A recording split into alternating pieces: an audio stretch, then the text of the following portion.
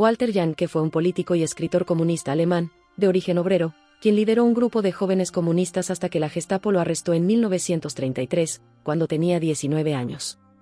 Después de 18 meses en prisión, fue exiliado a Checoslovaquia y regresó a Alemania como activista clandestino, luego se unió a las fuerzas antifranquistas en la Guerra Civil Española, llegó a ser comandante de la división Karl Marx, se distinguió en numerosas batallas y fue herido 3 veces, al final de la guerra fue encarcelado con sus tropas durante 3 años.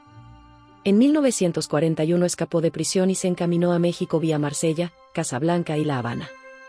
Pasó los años de guerra en la Ciudad de México como director y tipógrafo de una pequeña editorial que producía obras de alemanes exiliados. De regreso en Berlín, en 1947, Jahnke trabajó de tiempo completo para el partido hasta que fue nombrado director de la editorial alemana más importante de ficción y bellas letras durante el periodo de la posguerra. En el momento de la sublevación húngara él era una pieza clave en la convergencia entre la política y la cultura en la República Democrática Alemana. Por lo tanto, estaba bien colocado para intervenir cuando recibió la noticia del supuesto arresto del filósofo Lukács. Lukács parecía estar en peligro, ostensiblemente porque era víctima de las fuerzas contrarrevolucionarias que habían derrocado al régimen comunista. Walter Jahnke se puso en contacto con su amigo y colega Johannes Becher, quien entonces era el ministro de Cultura, y Becher hizo arreglos para que Jahnke emprendiera una misión secreta, con un coche y un conductor proporcionados por el ministerio, con el fin de negociar la liberación de Lukács de cualquier confinamiento que quizás se le había infligido.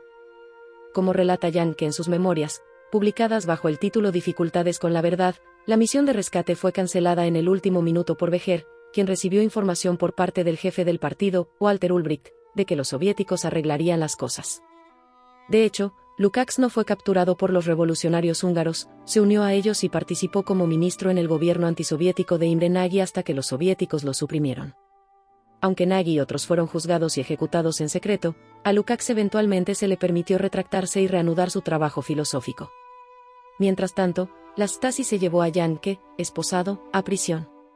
Se le ordenó pararse frente a un gigantesco retrato de Stalin y luego, ya que le habían quitado las esposas, desnudarse y someterse a un registro corporal, incluyendo todos sus orificios.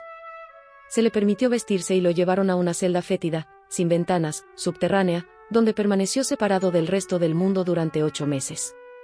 Se le interrogó, insultó e intimidó, pero no se le torturó. Su crimen, se enteró, era haber organizado una conspiración, que supuestamente había llevado a cabo con un grupo de intelectuales inspirados por Lukács, para derrocar al partido e instalar al capitalismo. Cuando finalmente fue llevado a la corte, vio a Anna Siegers, a Elie Wiesel, la viuda de Bertolt Brecht, y a otras figuras prominentes del mundo literario que eran sus amigos, sentados en primera fila. Permanecían en silencio, mirando fijamente hacia adelante. El régimen les había exigido atestiguar la degradación de Jahnke para señalar el principio de un nuevo ciclo de estalinización y control de los intelectuales. Jahnke quiso llamar a Johannes Becher para que testificara en su defensa, ya que Becher no solo había planeado la abortada misión para rescatar a Lukács sino que incluso había propuesto liberalizar la vida intelectual en la República Democrática Alemana desmantelando la oficina de censura. Becher, sin embargo, no estaba disponible. Había dado un giro de 180 grados apegándose a la línea del partido, y el procedimiento en el tribunal se conformó con el del clásico juicio de tipo estalinista. Jahnke no fue fusilado, pero sí condenado a 5 años de confinamiento solitario, sin contacto con el mundo exterior, excepto por visitas de su esposa limitadas a 2 horas al año, en Bautzen, la prisión que los comunistas habían tomado del campo de concentración nazi. Jahnke relata su arresto y su juicio sin una pizca de autocompasión ni dramatización. De hecho, señala que los anteriores periodos del estalinismo en la República Democrática Alemana habían sido peores. Intelectuales y personalidades políticas habían sido secuestrados, torturados y condenados en juicios secretos. Algunos desaparecieron en Siberia. Algunos se habían vuelto locos y cometido suicidio. Sin embargo, aunque no fue tan brutal como otros casos, el juicio y el encarcelamiento de Jahnke dieron lugar a una nueva ola de represión que pretendía exterminar cualquier infección ideológica que pudiera llegar a la República Democrática Alemana a través de Hungría y Polonia, o que pudiera extenderse entre los intelectuales dentro de la misma Alemania Oriental.